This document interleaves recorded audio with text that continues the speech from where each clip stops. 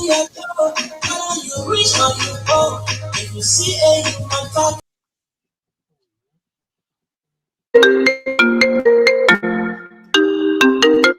let me go live with Dr. George. Yeah, let me mute myself. Oh, where's Oh.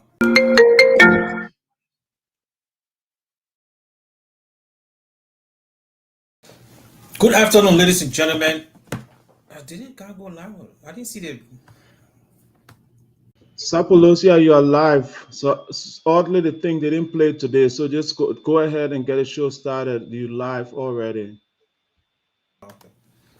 Good afternoon, good evening, ladies and gentlemen. Where are you joining us from? Today is April 27, 2025. We are on discussing again in our studio of Liberia Shall Rise. And today we are discussing table talk. And our topic is to dive into the Supreme Court ruling or interpretation of the law on Bill of Information. There are a lot of controversy or many different controversies surrounding this ruling or this interpretation. I call it interpretation because I think that's the job of the Supreme Court, that is to interpret the law. So they can interpret it. I don't have to agree with it, but it is what they deem necessary based on the constitutional authority given to them that they use to interpret the law. So we don't have to agree with the interpretation, but we have the duty to abide by the Constitution. Now, whether it is being enforced by those that are supposed to enforce it, that is up to them. But we, as citizens of the country, have our right to speak on this issue as they come up. So today we're going to be joined by we are live in Liberia on Freedom FM. Our honorable Dr. Josh, he's the political brain, and he's going to be the main person here to discuss these issues. For us, we are not politicians, or we want to be politicians. Are going to be around to pick his brain and see how he's see this ruling. But we're going to touch it from different angles, from what I was informed by our doctor here, from the Supreme Court to the various interpretation, whether it is Gonglo. I read Mr. Gonglo, Councillor Gongo's interpretation of the law. I read the president's response to that. I've read a few other politicians' interpretation. But as we go through to this, ladies and gentlemen, I am not an expert on political matters in Liberia. I know Dr. George has some vast experience. So I'm just going to be representing we, the common people. That's how I will put it. I'm going to be representing we, the common people, to speak to this issue. So ladies and gentlemen, welcome to Table Talk on Liberia Shall Rise. And please share our video and come on and contribute to the discussion. Dr. George, today is April 25th. We got the ruling on last, I think, Wednesday for the Supreme Court. And they gave their ruling, and I think this is something was expected when we discussed last time. We kind of preempted that they were going to come up with this ruling, and now that it's being out, I got some other information that I think somebody is trying to go back to the Supreme Court for, I don't know, recall or rehearing, some kind of hearing, but it has a re on there. And I heard there's one of the Supreme Court justices have descended. So how truthful that is, I don't know yet, but that's what we're hearing. What that meaning is going to be, but we're not going to dive into that. But let us see this bill of information, and it gave us the expected result from what we discussed last week.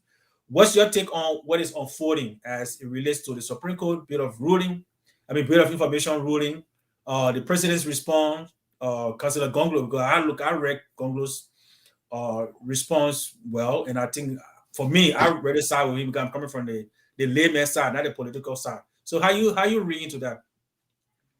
Oh yeah, as you said, I mean, it was widely expected in the country. This ruling, we all were looking forward to this ruling for a while.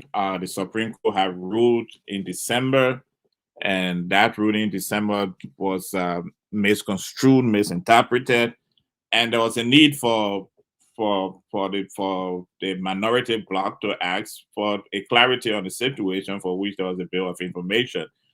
And we definitely believe that the court was as clear as it could be. Even when we discussed the hearing, you could hear the justices speaking their mind on the issue. So it would have been very surprising if the court have come the other way around.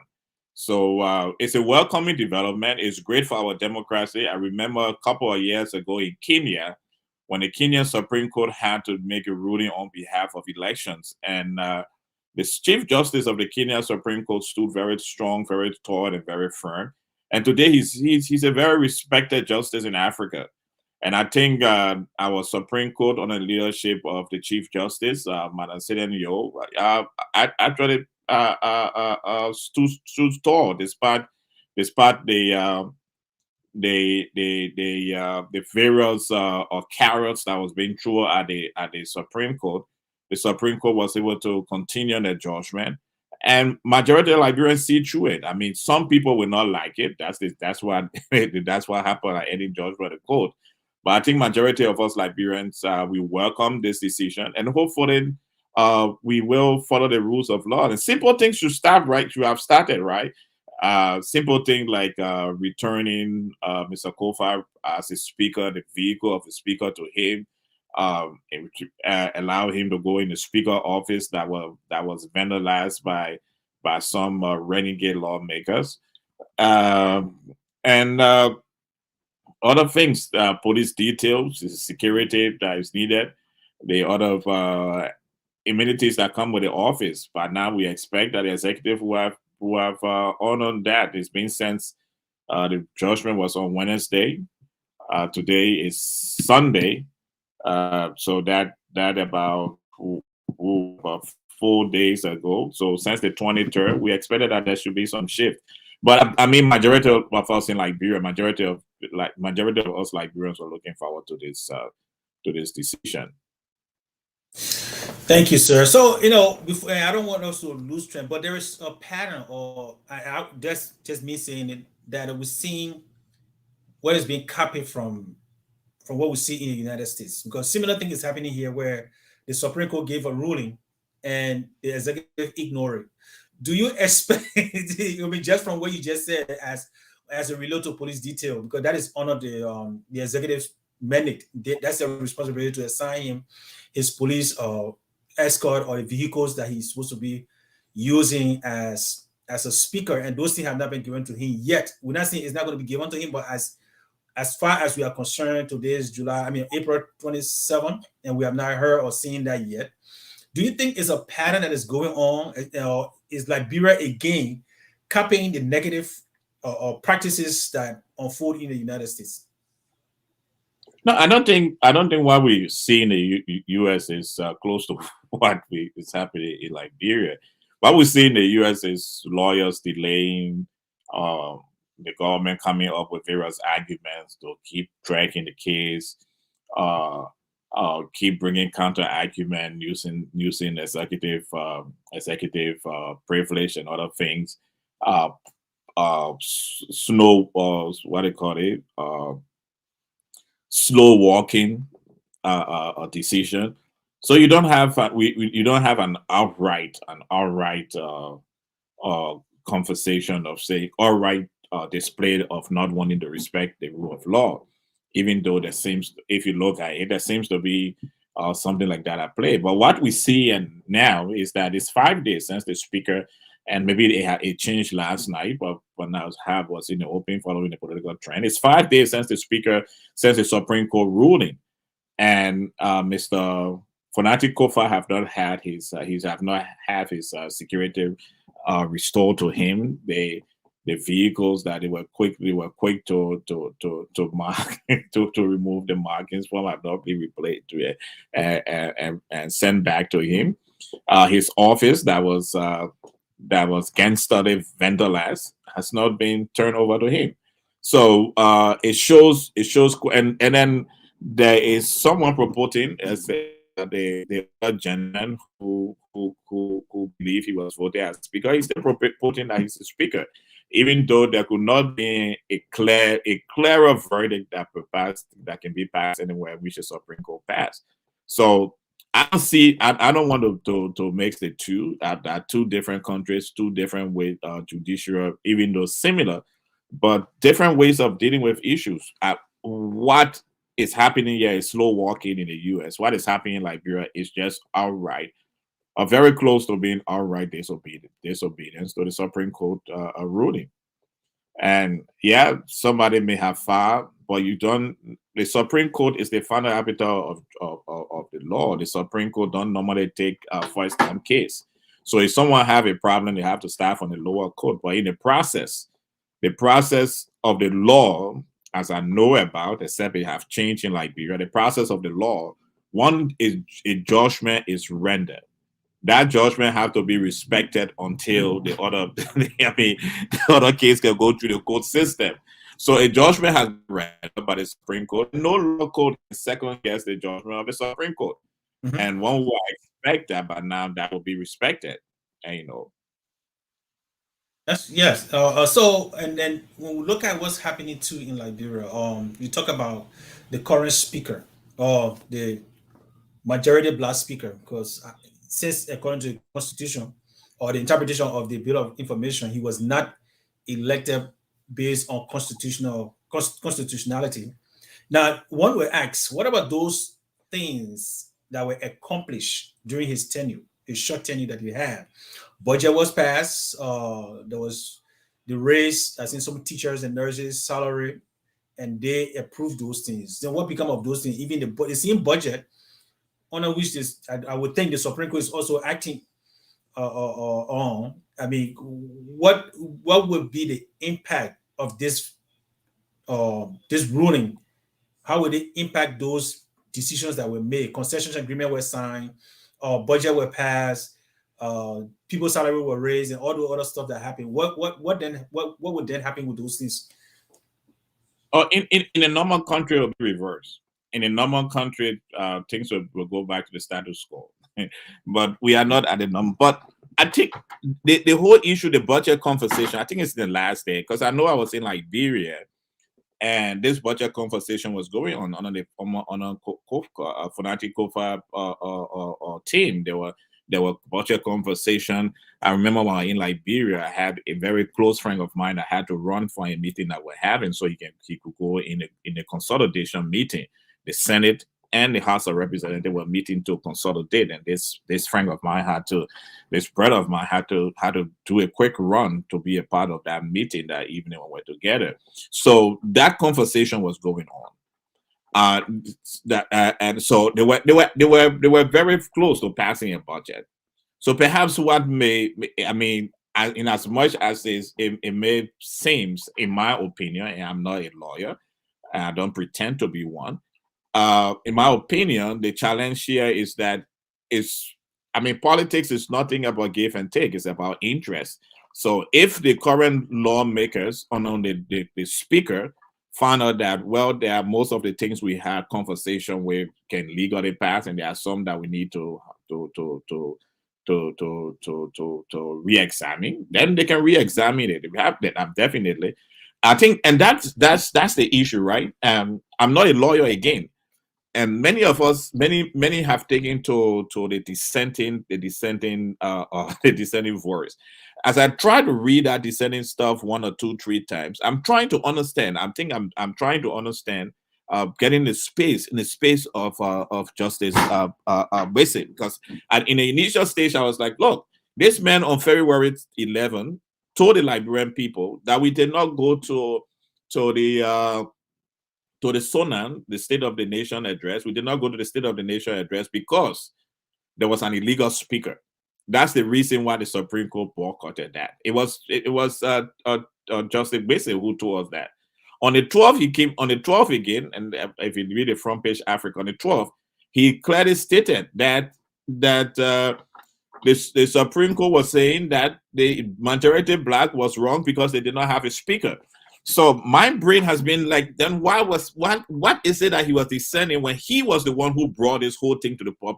If you can remember, it was after that February, that remark February 11 that he made that led the minority black to say, no, we cannot be sitting under the speaker because one of the justices have already spoken the minds of the court, and because he was outspoken about that. So when reading his dissenting verse carefully, I'd see that he's bringing out what you are saying, Mr. Sapoulos. Yeah, he bring out the fact that we are under this budget right now, and if we say everything is unconstitutional, then how do we deal with this budget? I think that's I mean, in as much as we can have it, but I think it's a critical point. Justin Wisse is raising. If we take time to read his descending verse and remove the various glasses that we have on, various bias that we have on, I'm seeing it in that direction. I may be wrong, but I'm seeing a direction of him saying, look, there is a budget that has been passed. We've been paid under this budget, but we have ruled everything that took place on Constitution. So how do we deal with this situation? And so again, it's something that that scholars, others have to sit for us to balance this. But we must really raise this issue to the public that is listening to us. It was Justin Wisse who on February 11 disclosed to us in the front page Africa newspaper, who disclosed to us that the reason why they did not attend the State of the Nation address is because they, Supreme Court justice, were not willing to sit under an illegal speaker. They would have been giving him recognition, but they refused to give him recognition. That's why the justices of the Supreme Court did not attend the State of the Nation address. So now that we have gone through and some of those things, what he's saying, I think it will make sense to we, the common people who are looking at different points to pick up. I know we had a discussion on similar thing yesterday, and some people are looking at the political aspect of it, but some of us are looking at the precedents that it was set, right? Because yes, it is one thing to tell me that the Supreme Court interprets the law, and the executive say, look, at this time, yes, we understand the Supreme Court have done their ruling, but in a spirit of the government agenda or meeting the government's agenda, we have to continue with X, Y, Z. That is, we have to keep working with whoever the majority is, even though at this time the current administration have not defined who the majority they are talking about. Whether whether they are telling us if Kun maintains the majority, then we'll work with him, or if Kofa comes back and get a majority, then we'll work with him. That is not clear because these are political statements. But I'm looking at the precedent, the legal precedent set here for a future president who will come in and say, and will know what happened in 2021 in the United States, and will know what is unfolding right now because of what happened between 2016 to 2021 in the United States. And similar thing is happening here in the States. Now, this is a precedent being set at this time if it continues the way it is going. That is, the Supreme Court have given a ruling, and let's say the president or the executive ignores it, and the legislature as well ignores the Supreme Court ruling. Then what next for the next speaker or the next? Would it be what kind of precedent you think it was set for the next House of Representatives or the next executive when it comes to putting trust? Because that, in my opinion, it kind of make people to lose trust in the justice system, especially the Supreme Court. If the executive and the lawmakers who are making the law do not abide by the laws they are making, what precedent do you think, or what interpretation is there for the common man to look at and say, okay, what do I do next when these things happen? Or what precedent you think is going to be set for the next group of people that will come in? Well, the Liberian people are smart people. That we must give to. I mean, with all the challenges we have in our country, Liberians are extremely smart. So the Liberian people know where what is going on. So our judicial system happens to be one of the most corrupt and one of the most untrusted in the country. But Liberian people seem to have faith in the Supreme Court. So is the president saying, or the legislature saying, that there will be no matter that they have to take to the Supreme Court that will be in their favor or against them? They definitely will. So definitely they'll have to respect it. They will respect what they have to say. At the end of when decisions are made, I think someone alluded to it, and I will buttress that. When decisions are made, there are some people who are hurt by the decision, and the utterance is because of the hurt and the disappointment, the depression they are going through. So they go through depressive episodes, and some of those depressive episodes stays between 24 to 48 hours. So in the coming week, we'll see what will happen. We'll see at the time when reality sets in, and everyone have understood what the Supreme Court have said. We look forward to tomorrow, Monday. Let's see if the executive will give Mr. Kofa his full privilege, as the Supreme Court have said. And as if they're done, then they create challenge for us. So that's the whole thing. Everybody, there's a separation of power, but those power intersects because we need the legislatures to pass laws. It's the laws they pass that the executive execute. It's the laws they pass that the judiciary try to interpret. But no matter the level of laws you pass, every law is subjected to the Constitution, and based on the interpretation of the Constitution. And the only body in our body politics, the only group in our body politics that have the right to interpret the Constitution is the judiciary. And even if you listen, if you read just a basic dissent, I know many people are running with their dissent as if to say it's in favor of the majority black. But if you read just a basic dissent, he also alluded to the fact that they have the right to interpret the situation of constitutionality, and they had the right to interpret the Constitution. So therefore, it was within the rights of the Supreme Court to look at the matter.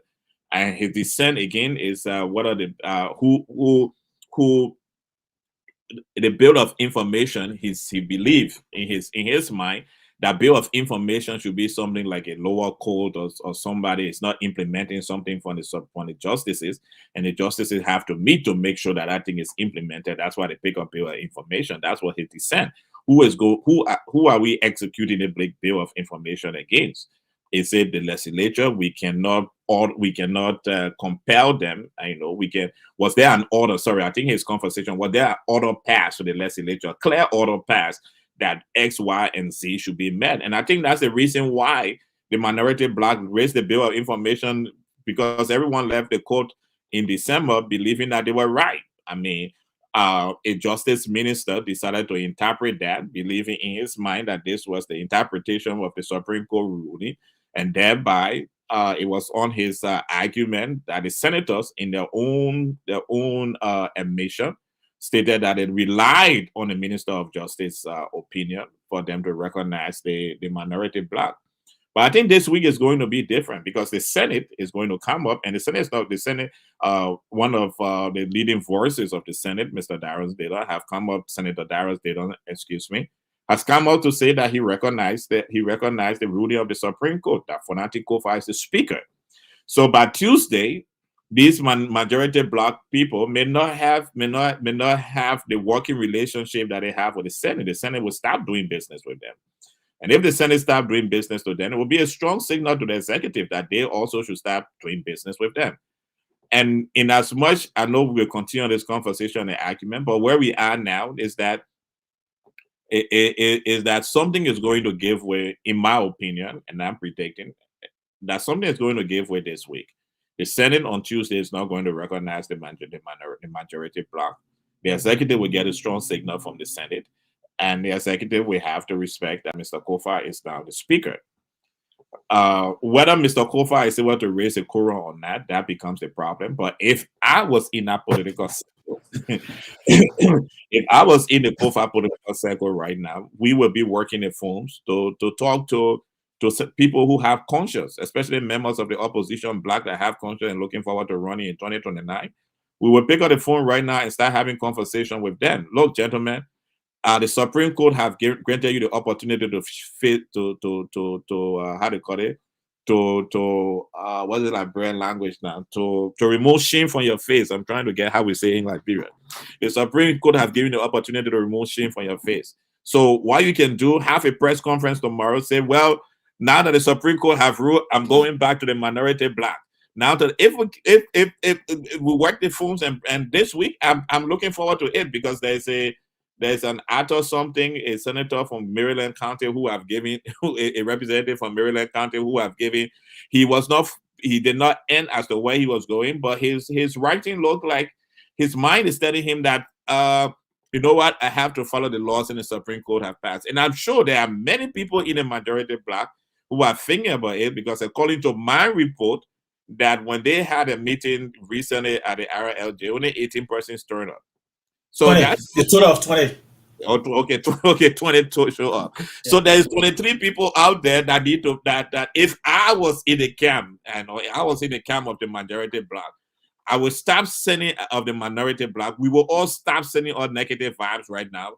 we'll all start having calmer heads now, picking up the phone and calling these 23 that did not attend that function, getting them to say to come that. And if we can get that number, if Fanatic Kofa with over this week and by Tuesday can get at least 5% or 2%. He doesn't need many of them.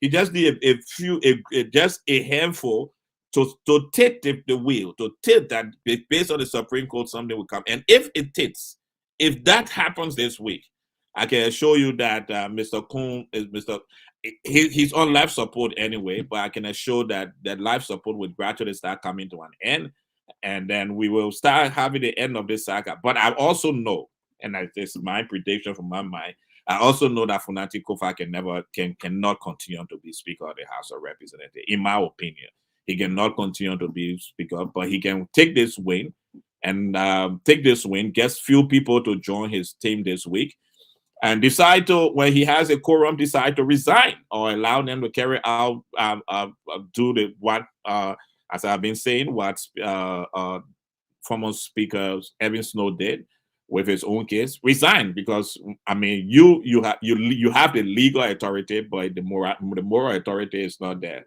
And to lead people, you have to lead them based on the moral authority plus the legal authority that you have. You can be legally right but morally wrong, and people will not follow you because morality happens to be something that many people look forward to. So that's my opinion on how I see this coming to an end. There will be a new speaker in the next couple of months, and our speaker would not be Richard Kuhn or Funanti Kofa.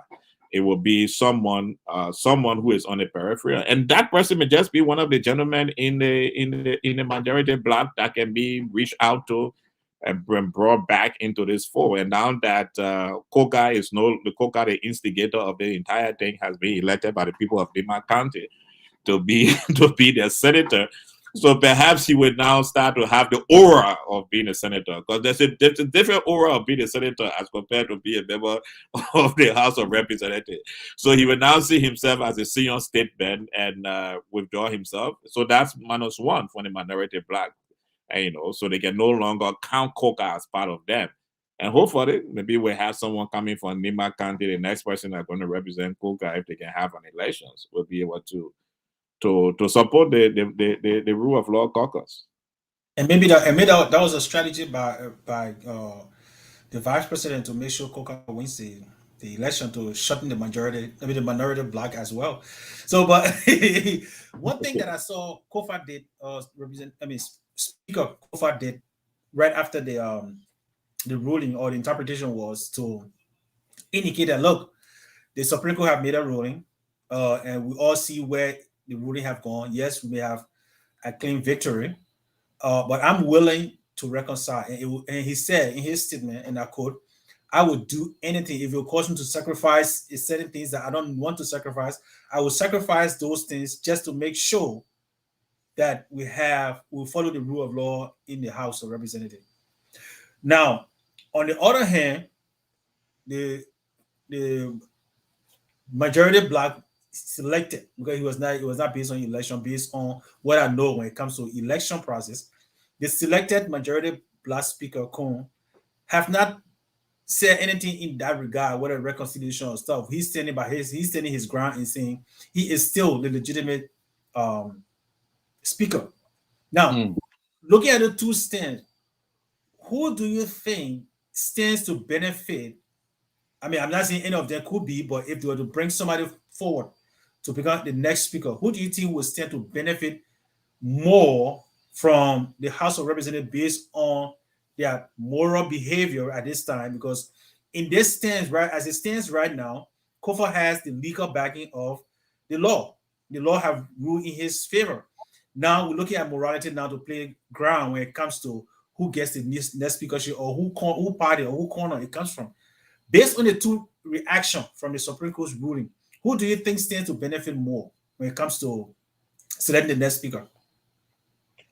It depends who played the cards well, and I think I strongly believe, and that's just my opinion, I strongly believe that Kofa is in the right place in determining that. You see, you are as smart as the people you surround yourself with, and No matter how intelligent you are, if you have people around you who everything you say is yes, you have problem. I don't know the people around Kofa.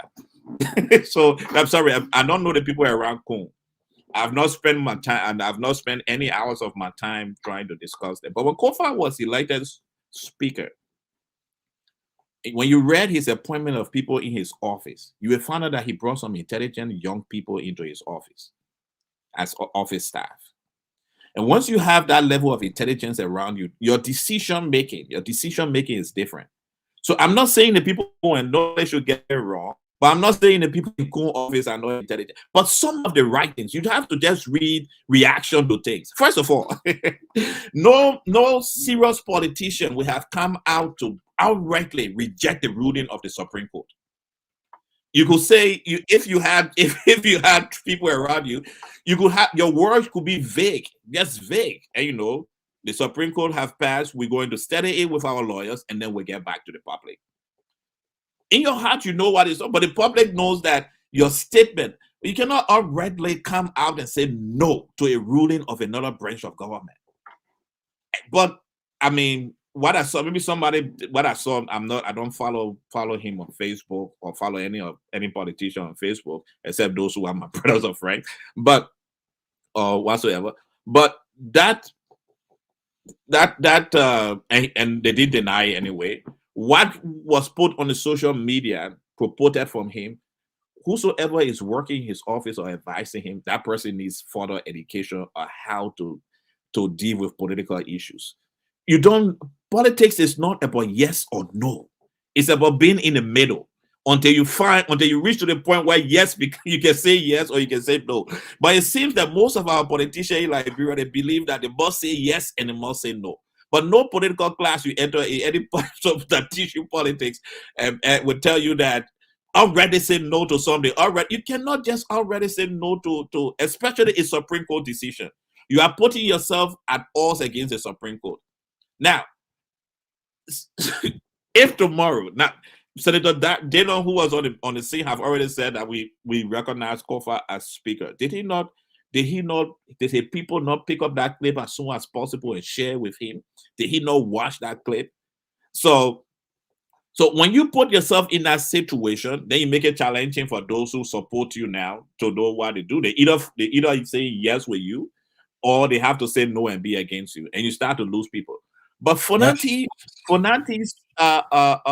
response to that situation was totally different.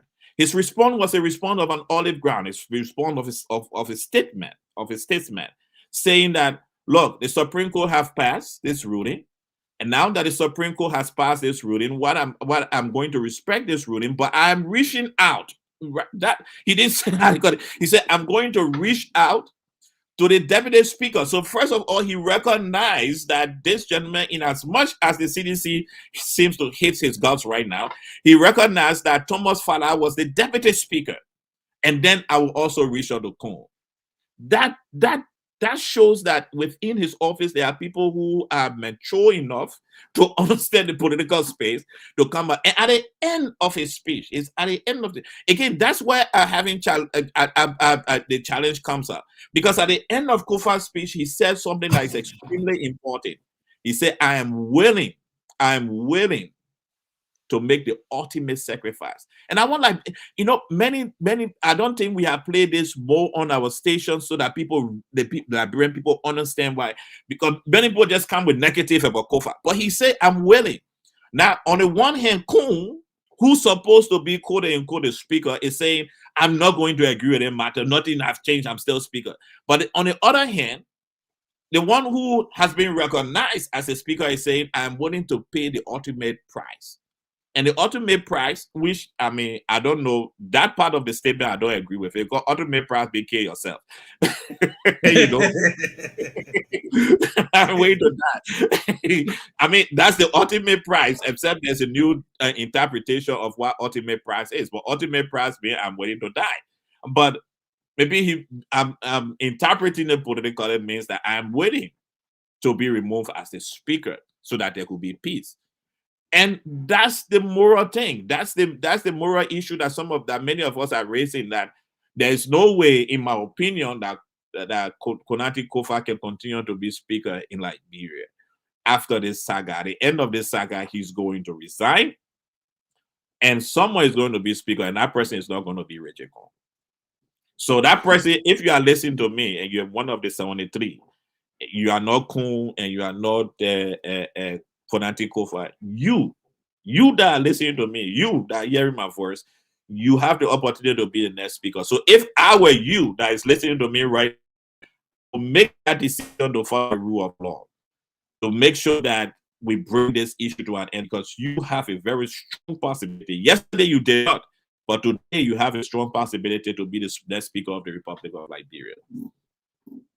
So let me take this time to acknowledge those who are viewing us. I want to say Steven Sear. I hope I'm pronouncing it. Is that SL or Sla? Steven Sla. Yeah, Steven Sla. Thank you for joining us. Vani A. Sharif and Abraham Genesis. I think I saw.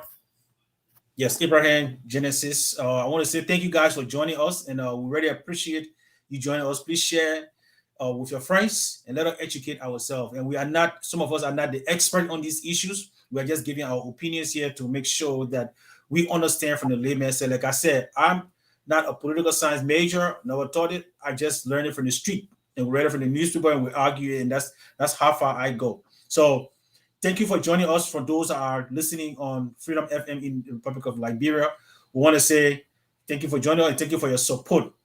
So, Dr. George, I want to look at, and we already know, and I just want to put, since we, the Liberians, we are mostly Christian or we study the Bible, I want to just put this out there and see how the Liberian people can understand this. And we all have heard, if not all, but most of us have heard of the story when we did Sunday school about the wise King Solomon, who had a situation where, and I'm trying to compare these two gentlemen to those two ladies, right? So, what the legal mother, because we are dealing with legal issues now. So we had a legal mother and a fake mother who said, who took her friend's baby from her room while she was asleep when her baby died and brought it to King Solomon. And this what that reminds me of, where I see Kofa, Speaker Kofa, who have won the case legitimately by the Constitution interpretation, and Mr. Kun, who was selected by the majority black, who is a speaker legally based on the interpretation of this ruling, he doesn't have a right to be called speaker, right? So, in my opinion, from my observation, he's willing to go to any length to destroy. That's just my opinion. I'm not saying that's what he wants to do, but his action is showing that he's willing to go to any extent to just make the house chaos, and he doesn't care. That's just my opinion. I don't know him from anywhere. I'm not saying that's what he wants. I'm just going based on the biblical analysis that we have with King Solomon, who had these two women that came to him and said, look, this is my baby. And everyone said, this is my baby. And he said, okay, if you said before you said that's the baby, the only solution is to split the baby in half, give half to another, right? So based on Kofa expression on Wednesday and based on Kun reaction, I saw a clip of something that they put out there for the Kun camp, and then their reconsideration, legal reconsideration, law, whatever they want to go back to. I think I saw the 2 hours to respond to that. We should be, I think Monday will be the cutoff point for the rehearing of this case. Based on those two and compare that with Solomon, what do Liberian people who are Christians, everyone that they say we are Christian, our nation is a Christian nation, who define their country, and it's not based on the Constitution. If I can clarify this, the Constitution does not say Liberia is a Christian nation, and let me let our audience know that. And I'm not preaching that here, but Liberians themselves have declared the nation a Christian nation, even though some of us don't see the practices. But if you had to put those two together, the behavior of those two ladies in front of Solomon and the behavior of these two gentlemen, who do you think, based on your opinion, is standing on moral ground that the Liberian people can buy from if they represent somebody tomorrow and say, hey, I lift Emmanuel Sapulusi hand up for speakership, or I lift Dr. George hand up for speakership? Who do you think the Liberian people will be more gravitated towards when it comes to morality in Liberia, based on the Christian analysis? Yeah, I think right now the person, in my opinion, against my opinion, the person who seems to be more open and more respectful is Kofa, is Speaker Kofa. But our society is different. Our Liberian society is completely different. Sometimes the way we understand and read things and to take our time to examine it is very limited. No disrespect to my fellow Liberians, but sometimes it's limited because and sometimes we don't have the ability to persevere. We don't like things that would take a lot of our time. So some of the negativity that is coming out from Kofa is that Liberians are getting weary, they're getting tired, that they think have to be dragged out in court while the man can just resign and lead the whole thing. Yeah, our whole society is about leading the whole thing. But there are some things you have to struggle with. Some of you now are experiencing some level of freedom because some of us and those before us has to sacrifice. Abba Port had to be put in prison all the time. Abba Port used to walk in Monrovia with a mat because he knew that he would say the right thing, which would be interpreted as wrong, and he was placing. There are many shoulders, many Liberians who are sacrificed. 250,000 of us died during the Civil War because we wanted to follow the rules of law. We did not go to war because we didn't like each other. We went to war because we had a government who did not respect law. In 1985, we voted, and this government decided that the person who we voted to be president should not be our president. The person who we did not vote to be president decided to be our president. And after that, we had a coup of November 12 coup. November 12 coup was against that. And then sons were killed. When those sons were killed, it was shown that the leader of that team was Thomas Kuwangba and the late Prince Johnson. And because of the ethnic background, ethnic cleansing started in Liberia, where one group said, okay, since these people came from their place, we'll start this thing. And it was that ethnic cleansing that took us into the civil war we have today. Along this whole path, Mr. Sapolosia, we have been standing up for what was right. We went to war for 10, 15, whatsoever years we spent killing ourselves because we wanted to stand on the path of what was right. And that is why this time we're all gone, with all bullets, but with words and our code system. Mr. Fonati Kofa was standing up to say, please interpret this thing for me. Tell me whether I'm wrong. Now that the code have come out to say he's right, then we like Brempo will get involved with the man. Why the man can't lead it now? No, he can't leave it now. He cannot leave it now until we realize that there's something fundamental that have changed within our country. Next time, any idiot that wake up in the morning, and forgive me, now smart people in the House of Representatives, but next time, no idiot will wake up in the morning and say that they decide that they want to, he wants to ask the speaker because he's able to get 40 of his friends to sign a piece of paper, or 47 of his friends to sign a piece of paper. That person will remember that, oh no, there is a process. There is a process. We have to go into chambers, ask for due process. At the end of the due process, we can remove the speaker. The next time if somebody wakes up in the morning, whether on the left side of his bed, the right side of his bed, or in the middle of his bed, or whatsoever he wakes up on the morning, and it comes in his brain, in his negative imagination, that I want to change the speaker of the house, he will think twice about it. And we should remind ourselves, I don't know, that it is only under the regime of President George Weah. Say anything you want to say about President George Weah. It was only under his regime that we did not decide to remove a speaker. Under the 2 terms of Madam Salif, in the first term we removed Speaker Evan Mervyn Snow. In the second term we removed Speaker the gentleman from Speaker Tyler.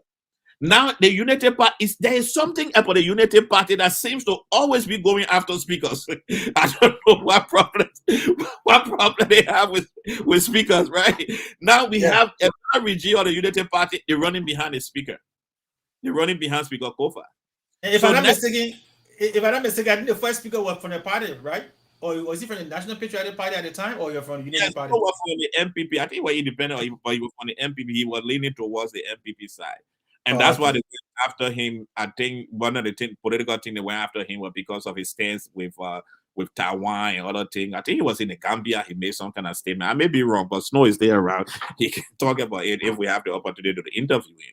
But I think he was a stand against, because Taylor's stand was that he recognized Taiwan, and and I think there was some statement that it was not comfortable. The Chinese government did not feel comfortable when went out and the president. I think that's I may be wrong, but that's the concept behind. But we have removed 2 speakers under the Unity Party regime. Now the Unity Party have come out. They want to remove another speaker. So next time when there's another Unity Party government, because I don't think we'll vote for them again for the next 20 years, because they seem not to know how to rule countries. But but if we have another situation like this, that person who wakes up on his bed with a depression or anxiety will just not think that he can come up and remove a speaker. He will think about it twice before he remove it. Especially if he's a member of the Unity Party, because they seems to have this knocking against speakers. I don't know what the problem is. They seem to have this serious situation and like they don't like speakers. And the one who is Kong, who he forgetting that his party don't like speakers, because within the next 6 months they will start coming after him. So Dr. Joy, as we go, well, we got about 10-15 minutes more left for this discussion, but I wanted to also look at another part of a group of people in Liberia who may not be among the 3 branches of government, but they play a significant aspect or a significant part in our country. That is our traditional leaders and our religious group. Where do you see these people when it comes to conflict in our country? I remember back in the days, let me take us back in the days, because honestly, post-war Liberia, I don't respect religious people in Liberia. And they can have their qualm with me, but I don't respect the current religious leaders in Liberia. I don't respect the current traditional leaders in Liberia. The reason I say this is, if you go back in the days, when we talk about religious leader in Liberia, they spoke against the ills in society. We can talk about Bishop Mawia. We can talk about the late Bishop Mawia, Marco Francis, or Mother, what's the mother? She was right down Bourgeois Island. Mother Dukley, right? Those were reputable people. And Mother Dukley was put in jail many times. And as she went in, when she came out, she still spoke against the ills in society. Today, our religious group that we have are only out for putting money in their pockets. They don't care what's happening to the people who they're supposed to be preaching to about the love of God. And then we come to our traditional people. Back in the days, we were talking about Pape Jalalong from Bapulu. We were talking about Chief Tamatila. Back in the days, those people stood up for their people, for their traditional people. Today we got Zanga looking for a cell phone that he can get and what kind of jeep he can ride. And that is why I personally, I don't respect those group of people. How do we rely on this group of people who's supposed to be the outside in government that represent the people? They're supposed to have permanent voices to represent the people. What part have they played, in your mind, in your opinion? What significant part have they played in this whole crisis, as you can see from your observation? Well, I will borrow this from Senator Snow. This is not my own word. I'm borrowing it from him. When you have a situation where the Unity Party, the current government, have decided that all the religious leaders will be chairman or bull, or deputy chairman or bull, and during the time of Bishop Michael Francis or Bishop Mawia, or what his name, the one that was in the Episcopal Church, they say George or something. Yeah. Those who spoke out against the ills in the society, they were not men that were looking for earthly pleasures. They were men who were satisfied with themselves. They were not looking for opportunity to be appointed on a board and getting $10,000 every time the board sits.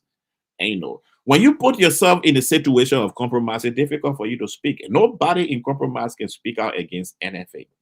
So when you are in the state of compromise, you are not hot, you are not cold, you're not on the west, you are not on the east. There was a bishop, not only there was a bishop who said that anybody speak against, when former president we have a president, there was a bishop who said anybody speak against that person, God will fire that. When you supposed to be someone who's supposed to speak truth to power, because there's something about power. When you have power and control, the people around you are naturally become sycophants, and therefore You need people outside of that inner enclave. Either you have people in the enclave that you agree, you listen to, and they face you and tell you the truth. But naturally, the people who are around you become sycophants when you have power. And that's why you need the outer enclave to help you.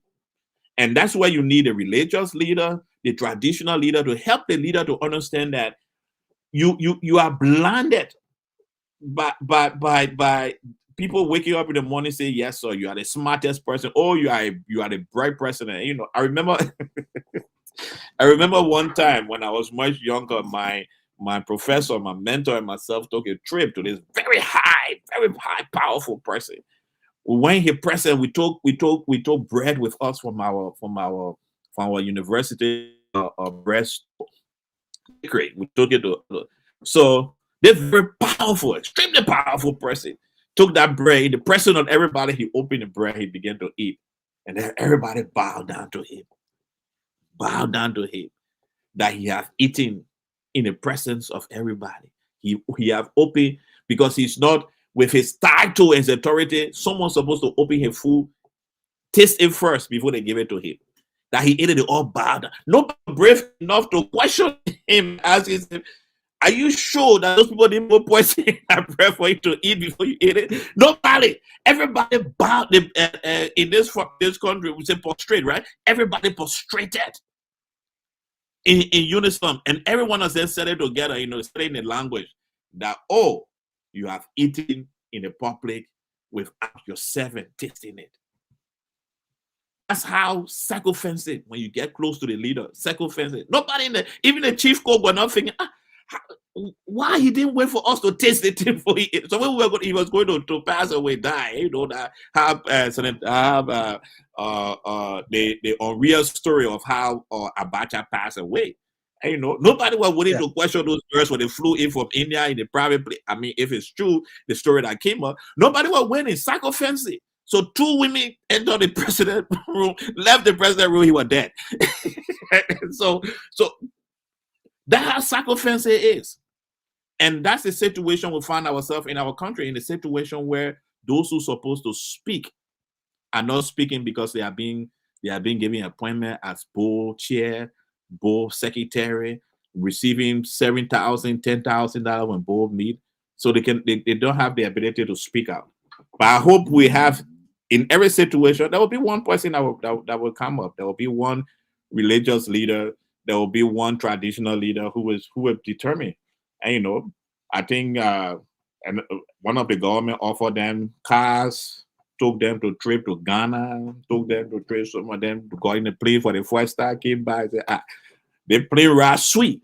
I won't do it again. Because I won't do it again, I'll say anything, they'll be quiet.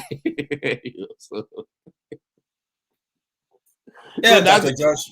It is a sad thing that in our society, Liberia society yes, today. Bishop Brown, thank you, Bishop Brown from the Episcopalian Church.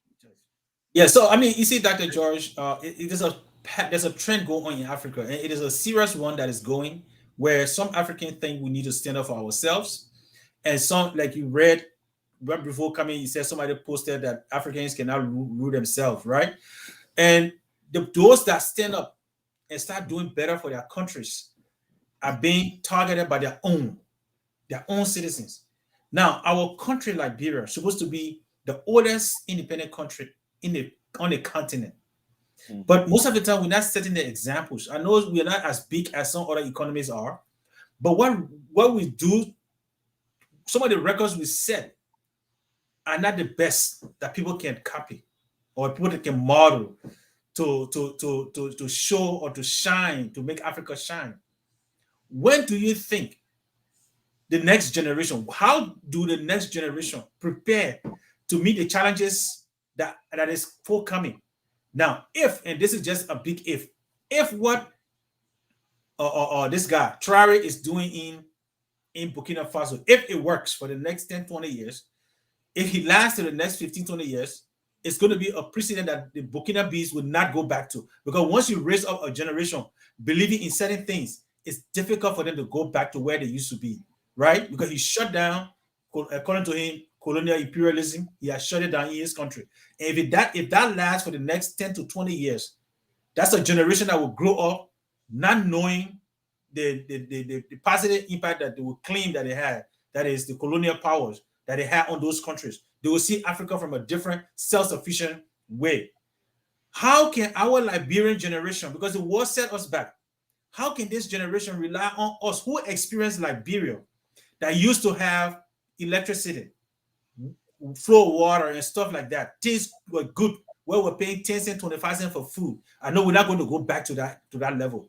But how can the next generation learn from, or what can we do? Let me put it this way. What can we do as people who experience that to start educating these young people to stand up and make Liberia to be a country that can show the world, not just Africa, but the world, that will give you a nation that was powerful, a nation that participated in the revolution of the 1960, 1959, 1960, of the independence of African nations across the continent?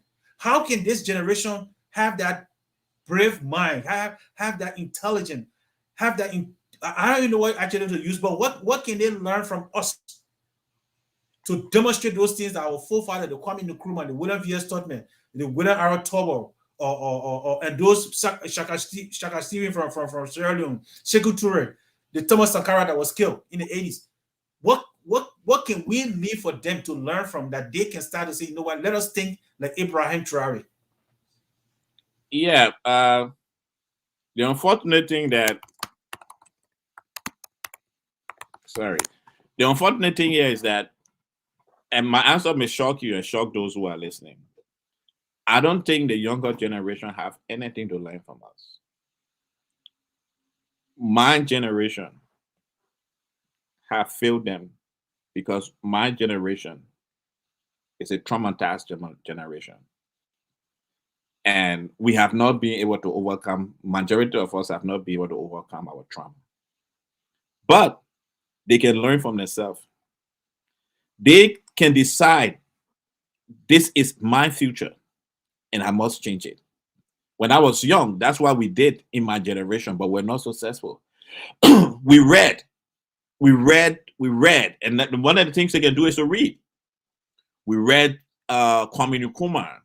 We read how Europe underdeveloped Africa, the classic. We read Kenneth Kaunda. We read Robert Mugabe. Where today you are praising the guy in Burkina Faso, but for us it was Robert Mugabe. Until he changed, he flipped and started suffering from Alzheimer's.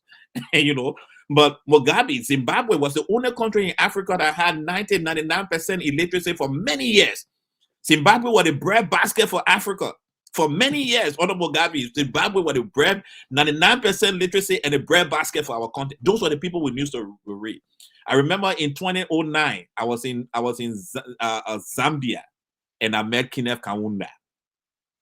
When I shook his hand, my brother, I didn't want to wash my hair the entire day, because this was a man who decided that he would not eat meat because he stood on a line for meat, and the white people were being served meat in Zimbabwe. And he decided, no, if I have to stand on a line and the white man will be served before me, I will never eat meat in my life.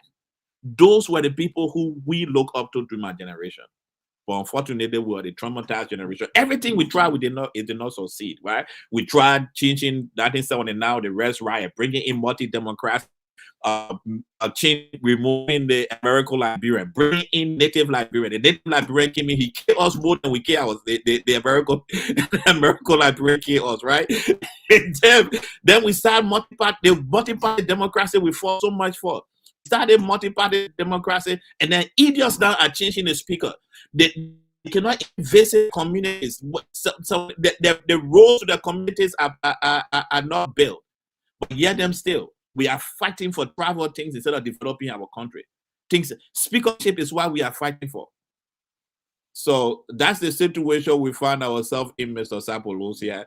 And if you want, I'll just take control of the show for you. Ladies and gentlemen, on Facebook, YouTube, and Freedom FM 89.7, thank you for joining us. It's my good brother, Emmanuel Sapolosia, and myself having a conversation on the situation in Liberia. Thank you for joining us on Freedom FM. Have a wonderful evening. We look forward to seeing you next week when we'll be discussing another seriously controversial topic. Don't miss it next week.